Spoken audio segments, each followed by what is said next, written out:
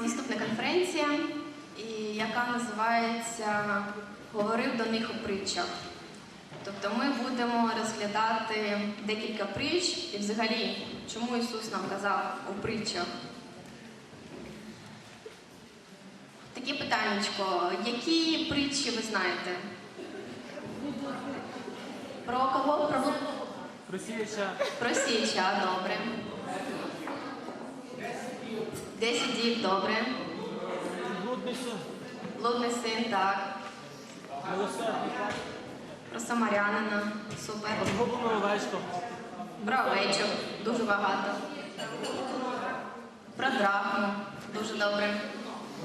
Про зерно. Про виноградник. Про виноградник. Бачите? Тобто ви знаєте дуже багато притч і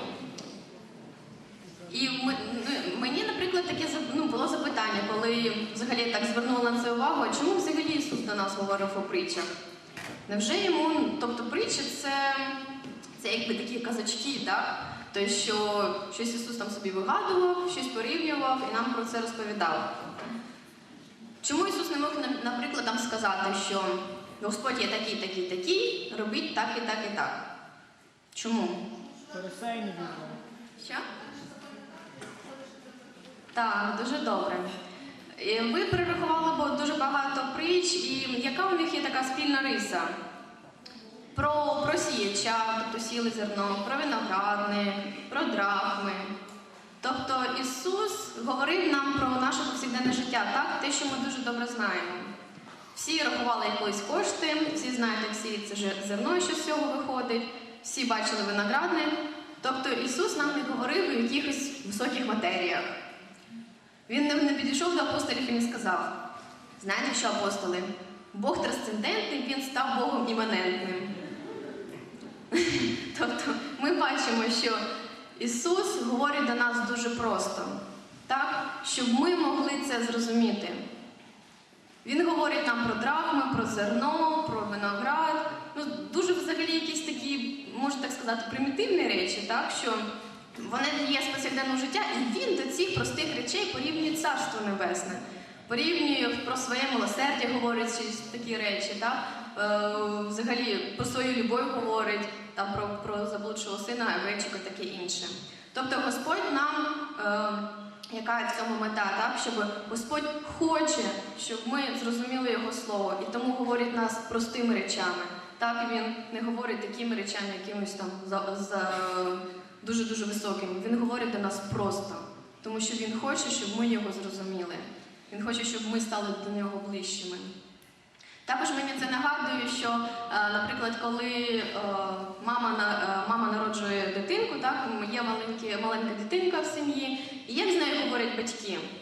Вони говорять до неї: ти, дитинка, сюди не ходи, ти сюди ходи, цього не роби, але дитинка вона є такою, так? То що батьки з нею говорять такою самою простою мовою. Спочатку агу-гу, там тралі-валі. Тобто спочатку дитина є малою, батьки до неї просто говорять, дитина дорослішає, вони вже більш складно до неї також говорять. Так само з нами говорить Господь, так, що Він говорить до нас спочатку просто, а потім вже, коли ми починаємо, ми є здатними, ми дорослішаємо, так, в духовному житті, тоді ми вже можемо пізнати якісь глибші речі.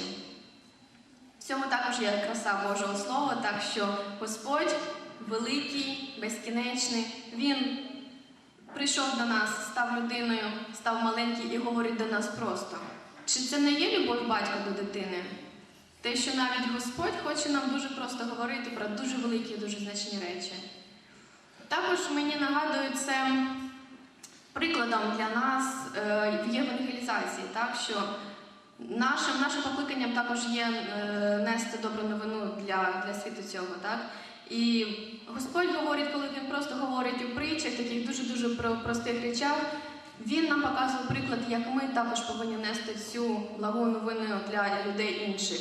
Не в якихось таких також дуже абстрактних речах, коли людина взагалі нічого не розуміє про Бога, але говорити також до людини в простих речах, в якихось порівняннях. Так? І так само, як нас вчить Отець. Тому це загалом про притчі. і такі роздуми, чому ж Господь нам говорив у притчах. І взагалі слово притчі, воно прикладається грецькою мовою як порівняння, оповідь, ну тобто це все-таки загальне, тобто більше таке значення як порівняння.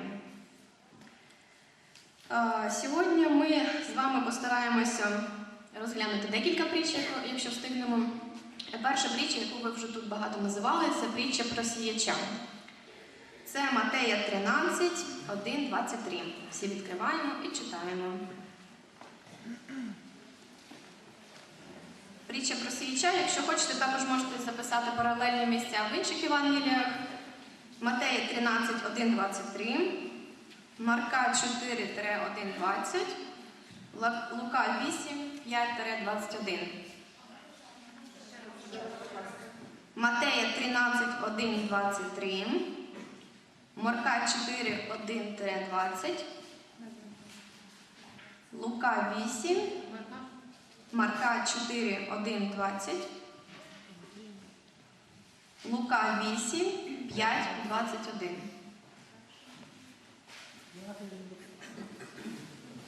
Тоді ми просто почнемо з Матея, не будемо інші тексти дивитися, якщо хочете, якщо у вас буде час, я сподіваюся, що у вас буде і час, і бажання, також подивитися паралельні місця, тобто ту саму притчу, але як її пишуть інші євангелісти.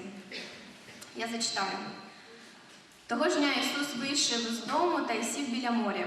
І безліч народу зібралося до нього, так що він увійшов був до човна та й сів, а весь натовп стояв понад берегом. І багато навчав він їх притчами, кажучи: ось вийшов сіяч, щоб посіяти. І як сіяв він зерна, упали одні край дороги, і пташки не летіли та їх повидзьобували. Другі ж упали на ґрунт кам'янистий, де не мали багато землі. І негайно посходили, бо земля не глибока була. А як сонце зійшло, то зів'яли, і коріння не мавши посохли. А інші попадали в терен, і вигнався терен, і їх поглушив. Інші ж упали на добру землю і зродили. Одне у 100 крат, друге в 60, а третє в 30. Хто має вуха, щоб слухати, нехай слухає. І учні його приступили і, сказавши до нього: чому притчами ти промовляєш до них? А він відповів і промовив: тому що вам дано пізнати таємниці Царства Небесного, їм же не дано. Бо хто має, то дасться йому, та додасться. Хто ж не має, забереться від нього те, що він має. Я тому говорю до них притчами, що вони, дивлячись, не бачать, і слухаючи, не чують, і не розуміють. І над ними збувається пророцтво Ісаї, яке промовляє: почуєте слухами, не зрозумієте, дивитися будете оком і не побачите. Затовстіло бо серце людей цих, кажучи цих, тяжко чують вухами вони, і зажмурили очі свої, щоб коли не побачити очима і не почути вухами, і не зрозуміти їм серцем, і не вернутись, щоб я їх уздоровив. Очі ж ваші блажені, що бачать, і вуха ваші, що чують. Бо по правді кажу вам, що багато пророків і праведних бажали бачити, що бачите ви, та не бачили, і почули, що чуєте ви, і не чули. Послухайте ж притчу про сіяча. До кожного, хто слухає слово про царство, але не розуміє, приходить лукавий і краде посіяне в серці його. Це те, що посіяне понад дорогою. А посіяне на кам'янистому ґрунті – це той, хто слухає слово і з радістю зараз приймає його, але коріння в ньому немає, тому він не постійний. Коли ж утиск або переслідування настають за словом, то він зараз прокушується. А між терен посіяне – це той, хто слухає слово, але клопоти віку цього та оману багатства заглушують слово, і воно зостається без плоду. А посіяне в добрій землі – це той, хто слухає слово і його розуміє, і плід він приносить, і дає один у 100, другий у 60, а той у 30. Все. Тобто це така притча. На що ви На що можна тут звернути увагу? Так? Чому ця притча вирізняється від інших притч? Як ви думаєте? Роз'яснення. Так? Небагато притч є в Біблії, які сам Ісус пояснює. Тобто зазвичай Він говорить притчу, ну а ви вже там як зрозумієте. І на мене, наприклад, це наштовхує на думку, а чому Ісус цій притчі присвячує саме так багато уваги, і що Він роз'яснює? Перше, наприклад, що мені дуже подобається, що учні прийшли до Ісуса і просили Його пояснити притчі. Думаю, це також дуже добрий приклад для нас, щоб ми, коли, наприклад, не розуміємо якогось слова, то просили би Ісуса пояснити нам це слово. А чому б ні? Ми ж є також учнями Ісуса. Так, наприклад, я не розумію цього слова і дуже багато, наприклад, не розумію в Біблії, але я також можу прийти до Бога, до Ісуса і попросити Його просто прояснити мені це слово, почекати, послухати своє серце. Також я думаю, в цьому уривці, чому Ісус... Добре, я не думаю, не буду говорити, що я думаю, я вас запитаю. Чому ви думаєте, як ви думаєте, чому Ісус пояснив це учням, а не всім людям? Всі ж люди також хотіли знати. Чого Він? Щоб не вернулися. Вони питали. Так, не питали. Добре. Супер.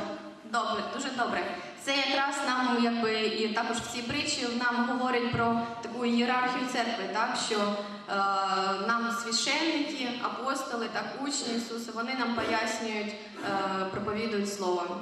Але так само ми є учнями для того, щоб пояснювати, проповідувати іншим людям, які не розуміють на даний момент цього слова.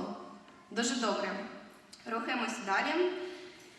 І хочу також ще у вас запитати запитання, ви так дуже добре все схоплюєте.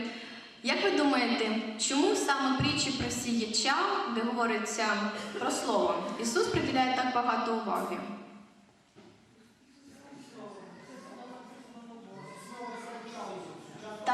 Так, від початку було слово, так? То, що без розуміння цієї притчі, без розуміння важливості слова, як воно діє в моєму житті, я не зможу зрозуміти інших притч. Так, я не зможу розуміти, якщо я не розумію, наскільки важливе для мене є Слово Боже, що воно дає плід або не дає плід, я просто не зможу зрозуміти інших притч. Я не зможу зрозуміти, чому Господь є милосердний, чому Він іде і шукає ту вівцю, або чому Отець є милосердний і чекає свого сина, який десь там гуляє. Я не зможу зрозуміти, до чого подібне є Царство Боже, якщо я не розумію Слово, тобто Слово про Слово. Це притча Слово про Слово. Так само я хочу вам такий відкрити секрет, що слово «Дабар», яке називається наш курс, з єврейської переводиться як «Слово про Слово». Тобто, ми вчимося Слово про Слово. Так, і ще дуже добре. Йдемо далі.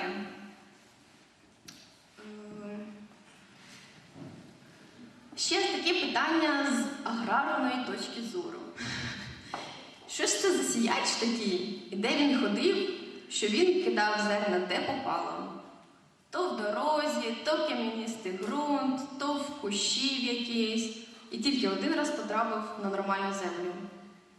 Що ж це сіяч такий? Супер! Взагалі. Я дуже радію, як ви це все схоплюєте. Так, це нам говорить про те, що Господь не приберіг своє слово для якихось вибраних, для тих, які є хороші, для тих, які є приготовлені. Але Він дає слово всім. З кам'янистим ґрунтом, при дорозі, ті, які в якісь хащах сидять, і тим, які мають добрий ґрунт. Дуже добре. Далі я хочу також таку факт такий сказати, так, що взагалі слово зустрічається в Біблії, те, що я сьогодні знайшла, так подивилася разі цікавості, в тій самій чудовій книжці «Симфонія», не менше 1500 разів. Тобто це слово взагалі можна досліджувати, мабуть, рік. Так, те, що я беру «Симфонію» і дивлюся всі ці уривки там, де Господь говорить про Слово. Тому це також нам підкреслює те, що Господь дуже багато приділяє уваги саме Слову, так? Саме Біблії. Чому це так важливо? Навіть такий факт це підкреслює. На грецькій мові сіяч це звучить як айперон. Сіяти спейрарі. Насіння сперма. Це також нам говорить, якби переклад цього слова говорить нам, що це Слово Боже, яке дає життя. Так, те, що нове Слово Боже, воно не є просто якимсь словом, воно дає життя. Так само ми можемо значити, що ми можемо читати на початку Євангелія від Іоанна про Слово було у Бога, і Слово було Бог, так що дуже багато говориться про Слово. Слово Боже – це початок нового життя. І зараз хочу з вами розглянути, сподіваюся, ми також будемо дуже активно приймати в цьому участь, цю притчу по частинах. І розглянемо ці аграрні питання, чому ж цей сіяч десь ходив і чому сіяв саме на цих ґрунтах. І перше, куди посіяв сіяч, це при дорозі. Так? Що ми знаємо про слово «дорога» з Біблії? Які у вас є, можливо, асоціації, пам'ятаєте уривки з Біблії?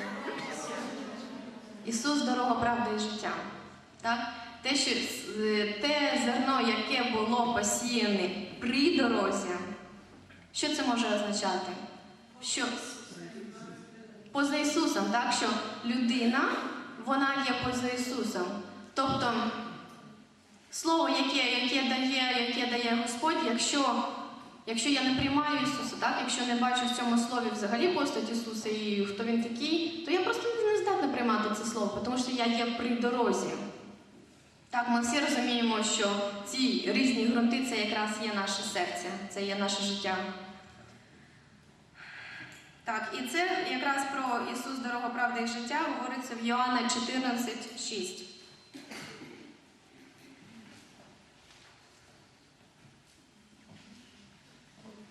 Я так думаю, що важливо було б запитати, щоб ми кожен раз себе запитували, де є зараз моє серце, яким воно є зараз ґрунтом. Чи воно є при дорозі, чи воно є інші ґрунти, які ми зараз також будемо розглядати далі. Далі сіяч пішов на кам'яний ґрунт. Так, він кинув це зерно на кам'яний ґрунт.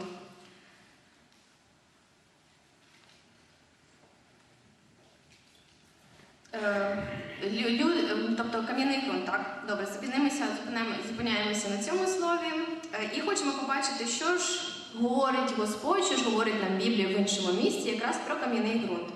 І ми відкриваємо Езекіїл, 11 глава, 19-20 вірш.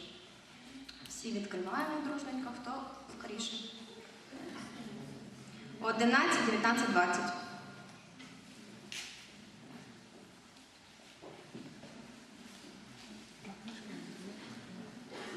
Езекіїл 11, 19, 20. І що ми там читаємо? Ще? Шукаємо? Добре, почекаємо.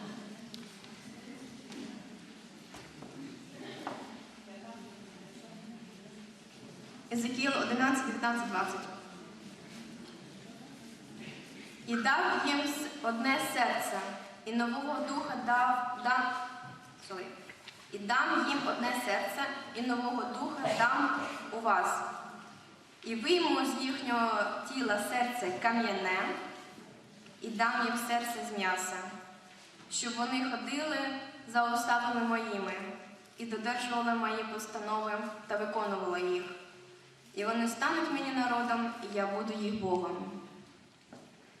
Що це за людина, яка має кам'яне серце? Тобто ґрунт її серця є кам'янистим.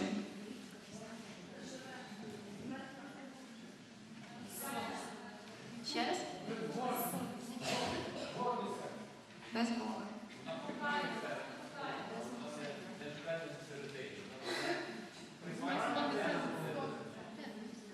Так, добре, дуже добре. Як ви думаєте, чому серце може стати кам'яним?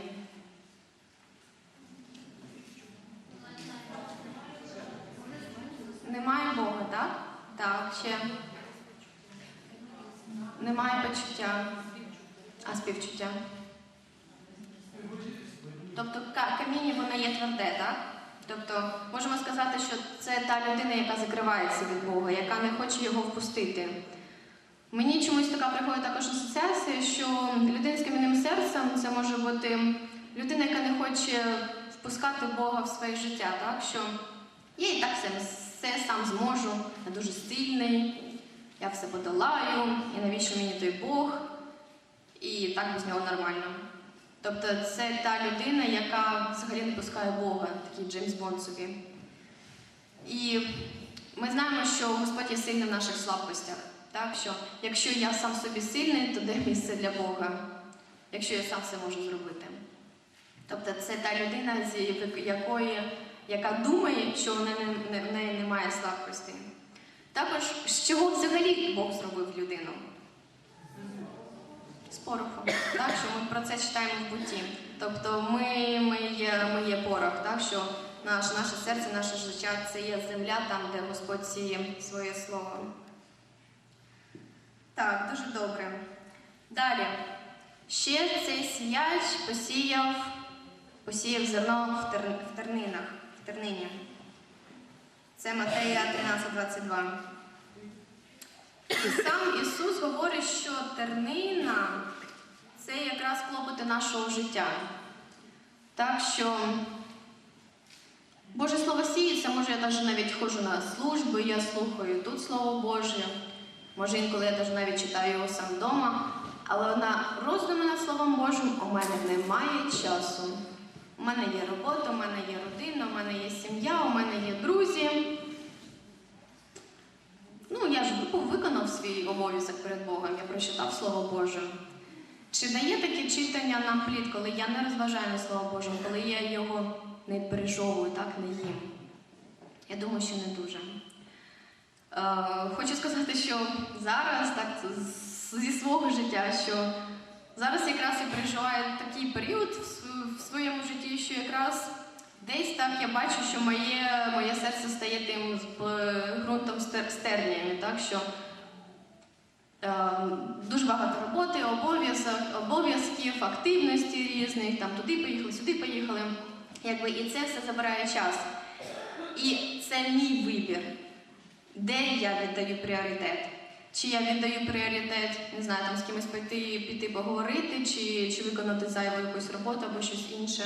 Чи я віддаю найкращий час для Бога. Колись у мене була така також проблема, так, що я, наприклад, читала Слово Боже ввечері. Так вже набігалася, напригалася за цілий день, прийшла, почитала, куняючи це Слово Боже, і все. І я залишаю якісь огризки свого часу, свого дня для Бога. Потім я подумала, ні, я буду читати Слово Боже зранку. Встаю зранку, сонно читаю Слово Боже, також нічого не розуміючи. І тут просто прийшов такий дивовижний висновок сам собою, що потрібно просто встати, там, випити каву, походити, проснутися, так, а потім вже це є найкращий час для Бога. І це дійсно, коли моє читання, воно є плідним, коли я беру щось для себе, так, це є найкраще. Тому я раджу вам просто подумати, який час ви виділяєте Богу. Кожен сам в своєму серці, просто ви знаєте про себе правду. І просто розставити пріоритети. Що для мене є важливішим? Подивитися ввечері серіал, з кимось порозмовляти, посидіти в інтернеті, засидитися на праці, приготувати там щось їсти. Звичайно, що це є важливим, я ж не говорю, щоб ви взагалі нічого не робили. Але просто старатися знайти для Бога найкращий час. І це нам дасть плоди. Щоб ці терні, вони не заглушили Слово Боже. Щоб воно просто не було таке хіленьке, яке не може просто дати плід. Так. Ще таке у нас є слово, так, що ми знаємо, що по плодам їх пізнаєте їх. Так, що таке слово не дуже дає плоди, такий ґрунт. Такий ґрунт не дуже дає плоди.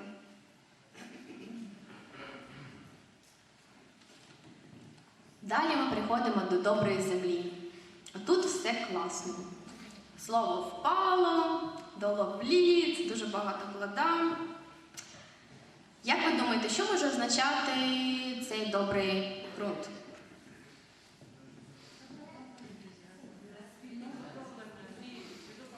Підготовлене серце, так. А який ґрунт, добре, по-іншому поставимо питання. Який ґрунт приймає найкраще? Тобто, я думаю, що у багатьох тут є городи, так? І що ми робимо перед тим, як посадити? Ми просто прийшли і покидали насіння, так? Оремо. Так, ми підготовлюємо землю. Оранка у нас проходить. Так, що? Так, удобряємо. Дуже добре. У нас сьогодні аграрна лекція.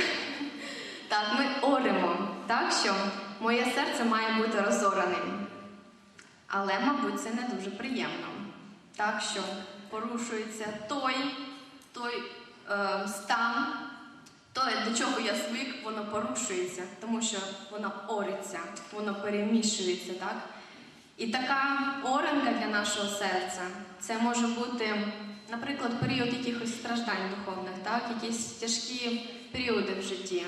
Тобто це така духовна оранка, коли мої почуття, вони є дуже чутливими, так? Коли все загострене, зір, вуха, моя реакція, коли я в такому стані і напруження, і болю, і якоїсь, не знаю, там, депресії. Тобто в такому стані, не дуже, можливо, приємному.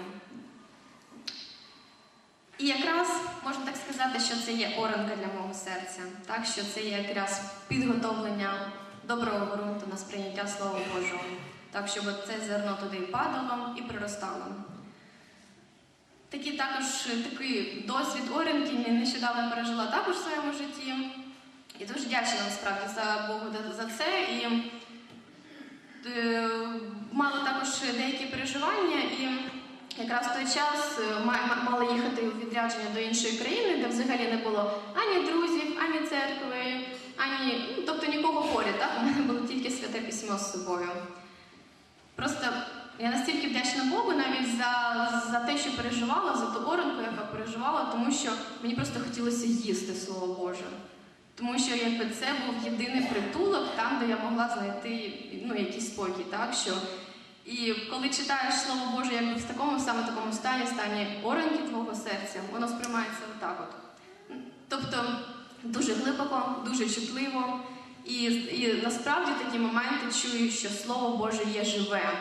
Тому що читаєш і думаєш, це ж про мене. Так? Особливо це можна відчувати, коли ми читаємо псалми. Наприклад, псалми жалобні, там, де описуються переживання того самого Давида, коли він каже: Господи, Господи, прийди мені на допомогу, поспіши мені на поміч, так? Що кликає він, і вони є дуже емоційними такими.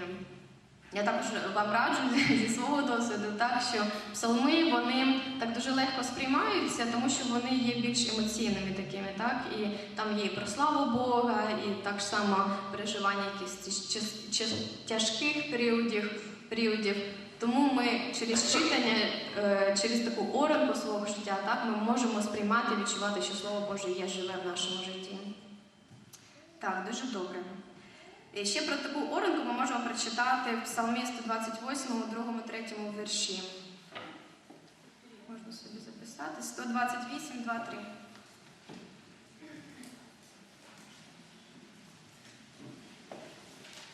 Це якраз один з таких псалмів. «Багато гнобили мене від юнацтва мого, та мене не подужали. Орали були на хребті моїм лугарі, поклали вони довгі борозди». Так, що, про те, що Слово Боже підтверджує те, що ми говорили, що Слово Боже падає та дає свій плід якраз на розораній землі. Для того, щоб Слово Боже дало плід, тобто, коли зерно падає в землю, воно там залишається? Воно спочатку зливає, так, що воно розкладається в цій землі. Воно стає частиною землі і потім вже дає якийсь плід. Так само в моєму житті, що я спочатку переварюю, так, це слово, воно розтворяється в моєму житті, в моєму серці і потім вже дає плід. Так?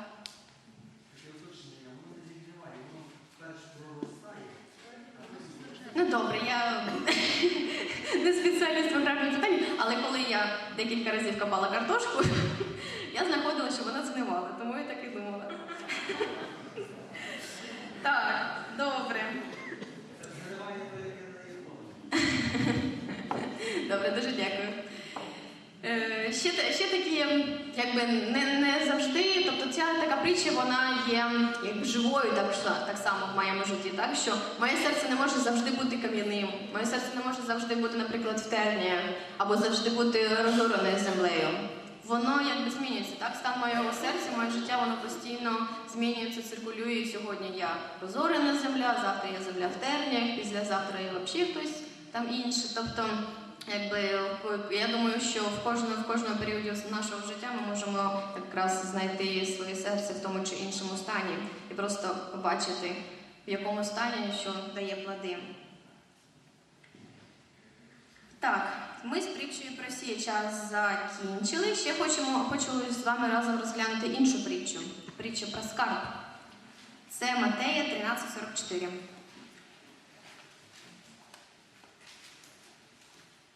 Вона є дуже-дуже коротенькою. 13:44. Царство Небесне подібне ще до захованого в полі скарбу, що людина, знайшовши, ховає його, із радості з того йде, та й усе, що має, продає та купує те поле. Ой, сорі, не чутно було, так? Чи чутно? Чутно. Так що, взагалі, притча вся, аж цілий вірш. В Біблії тут взагалі маленька. Царство Небесне подібне до захованого в полі скарбу. Ми вже знаємо принцип Біблії пояснює Біблію, і ми в цій притчі можемо виділити такі основні слова. Це скарб. Всі згодні? Ще які слова ми можемо виділити? Поле. Супер. Ще. Так? А хто ховає? Чоловік. Так. І продає все, що має. Так? Я ще пропоную взяти слово «все, що має». Тобто ми будемо розглядати кілька таких уривків для того, щоб ми самі для себе могли зрозуміти, застосовуючи той принцип, який ми тут вивчили, слово «Біблія пояснює Біблію», для того, щоб краще зрозуміти цю Біблію. Так, беремо цю притчу. Беремо слово «скарб». Як ви думаєте, що може означати слово «скарб» в цій притчі? Ще? Багатство, скарб, воно так і називається в духовному значенні. Слово Боже, так. Ще які є версії? Ісуса, так, супер. Ще що? Царство Небесне. Так, Ісус говорить, що Царство Небесне подібне до захованого в полі скарбу, так?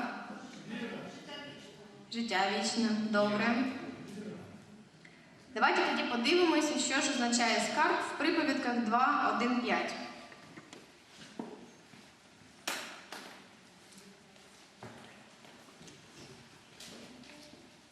1:5. Приповідки 2:1-5.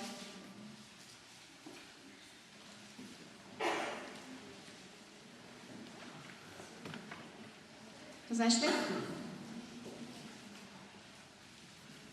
Я зачитаю. Сину мій, якщо приймеш слова мої ти, і накази мої при собі заховаєш, щоб слухала мудрості вухо твоє, своє серце прихилиш до розуму.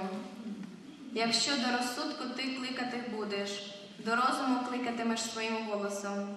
Якщо будеш шукати його, немов срібла, і будеш його ти пошукувати, як тих схованих скарбів, тоді зрозумієш страх Господній і знайдеш ти Богопізнання.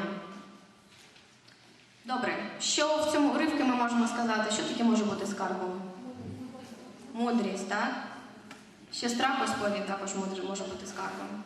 Ще давайте далі подивимося Ісая 33:6. Про слово скарб також дуже багато говориться в Біблії. Можна відкрити симфонію і подивитися.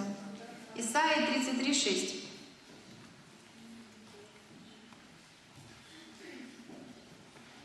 Відкрили?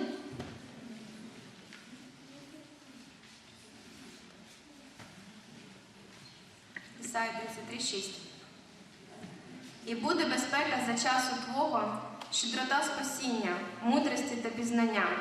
Страх Господній, буде він скарбом його. Так само бачимо, так, що Біблія пояснює Біблію, ми знову знайшли підтвердження, що мудрість, страх Господніх, пізнання. Тобто ми можемо сказати, що, можливо, Ісус мав на увазі під словом скарб пізнання. Пізнання, яке сховане на полі, і якого знайшовши чоловік радіє. Так? Добре, то ми погоджуємося, що скарбом може бути пізнання, страх Господній, мудрість. Так? Ще для того, щоб знайти скарб, що нам треба потрібно робити? Воно так просто лежить собі і його можна взяти, так? Шукати, копати. Не всюди, де ти копнеш, лежить скарб. Тобто для того, щоб його знайти, потрібно мати хоча б мапу. Я думаю, всі там дивилися якісь пригодницькі фільми, там де шукали скарби. Тобто потрібно мати мапу, потрібно знати якесь місце. Зазвичай воно десь заховане, так одразу його не знайдеш. Тому потрібно докласти зусиль, щоб його знайти. Добре. Далі читаємо. Як ви думаєте, що може бути полем, на якому захований цей скарб? Скарб пізнання, скарб мудрості. Біблія. Супер. Для того, щоб мені знайти скарб, для того, щоб мені знайти цю перлинку, мені потрібно полистати Біблію, подивитися паралельні місця, знайти значення слова та його пояснення. Але це вимагає моїх зусиль, мого часу, так, мого бажання, саме головніше.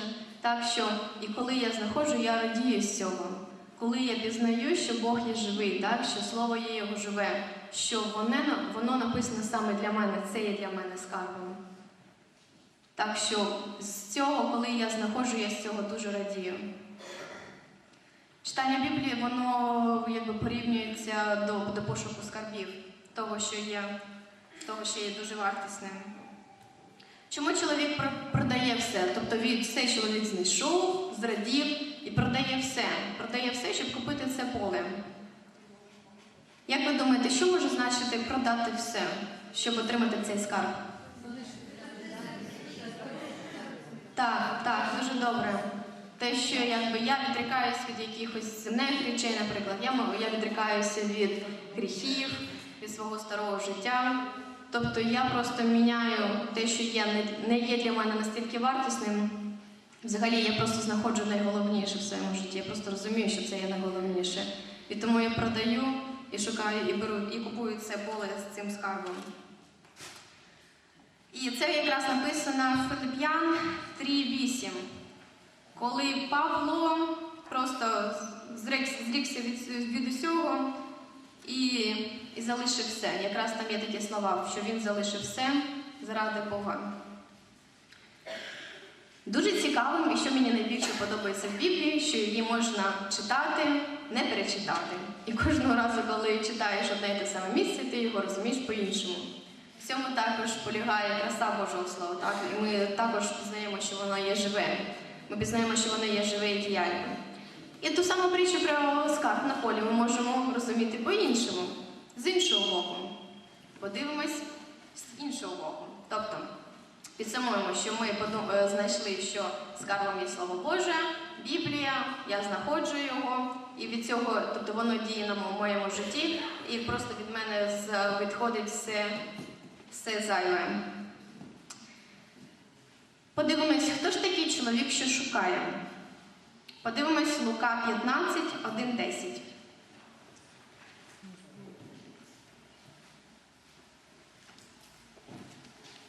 Лука 15, 1-10.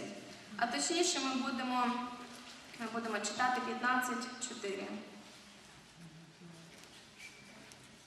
Про що там говориться? Про загублену вівцю, так? Котрий з вас чоловік, мавши 100 овець і загубивши одну з них, не покине в пустині тих 99, та й не піде шукати загублене, аж поки не знайде. Тобто ми бачимо, що це чоловік, що шукає, так? Тобто хтось когось шукає. Але ми вже перед цим знаємо, хто цей чоловік, який шукає одну вівцю. Хто це? Добре. Так, тобто ми визначилися з тим, хто у нас є чоловік, що шукає. Кого він шукає?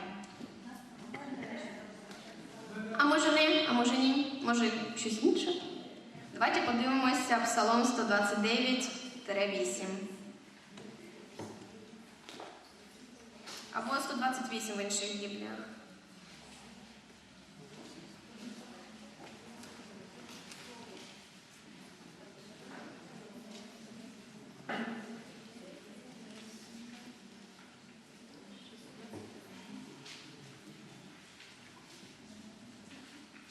Читаємо. І Ізраїля визволить він від усіх його прогріхів. Це може бути в інших бібліях 130, тому що є дещо різниця. Ще подивимося Ісая 43:14. Ісая 43:14. Це дуже корисно, насправді, листати туди-сюди Біблію. Можна знати, яка книга за якою йде. 43:14. Я знайшла. Ісая 43:14. 43:14. І ми тут бачимо. Так говорить Господь, ваш відкупитель, святий Ізраїль.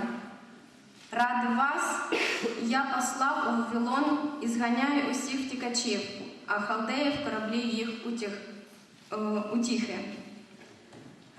Ради вас, так що ради мене. А може все ж таки ні? Подивимось ще інший уривок. Це з Ісая 44:22. Недалеко. Наступна глава. Ісая 44:22.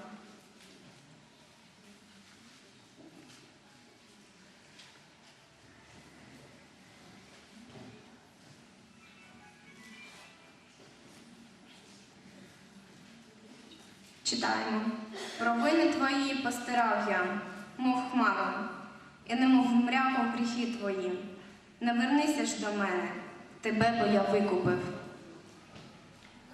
Так що ми бачимо, що цей чоловік, цей Ісус, який нам пояснює в книгі пророків Ісаї, що якраз з цим чоловіком, який все продав і купив це поле, де захований є скарб, це є якраз Ісус. Що віддав і що продав Ісус, щоб купити цей скарб, це поле?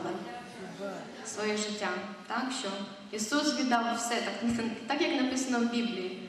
Так що знову ми бачимо, що старий заповіт, який був написаний на декілька тисяч років перед новим заповітом, перед тим, як прийшов Ісус, знову нам говорить, що Біблія є одна, і те, що ми її маємо розглядати тільки через Ісуса. Ми знаємо, що тепер чоловік, що шукає, чоловік, що все продав, від чого всього відрікся, це якраз Ісус. І відкупив мене. Тобто мене. Хто є цим скарбом? Я. Тобто ми такі перлинки або алмази. Так? Що Ісус все віддав за нас. Яке поле купує чоловік? Тобто, що може бути цим полем? Що? Поле? А де захований цей скарб? Де я знаходжуся? Якраз я є скарбом. То поле – це моє життя. Там десь я захований. Ісус ходить, шукає мене, потім копає. Оп, знайшов. Дуже добре. І ми про поле можемо прочитати в Єзекіїла 16:5. А також в Луки 15:5. Я прочитаю Луки, а ви можете вдома прочитати і Єзекіїла також. Єзекіїла 16:5. А Лука 15:15. Лука 15:15. І пішов він тоді і пристав до одного з мешканців тієї землі. А той висловив його на полях пасти свиней. Це про блудного сина, так? Що, знову ж таки, ми бачимо, що моє життя є полем. Ми сьогодні з вами розглянули лише дві притчі, а їх є насправді дуже багато. Вони є різні, вони говорять про Слово Боже, про царство, про любов, про милосердя, про те, що говорить нам Ісус, що Він до нас хоче донести в такий простий спосіб, через притчі. Через коротенькі такі казочки, розкази. Про поле, про зерно, про виноградник, про вдову, про тісто, про інше. Хочемо подякувати Богу за те, що Він є такий чудовий насправді, за те, що Він є цікавий. І з ним ніколи не сумно, з ним ніколи не нудно. Тому що я можу читати, все життя читати. І мені ніколи не буде нудно.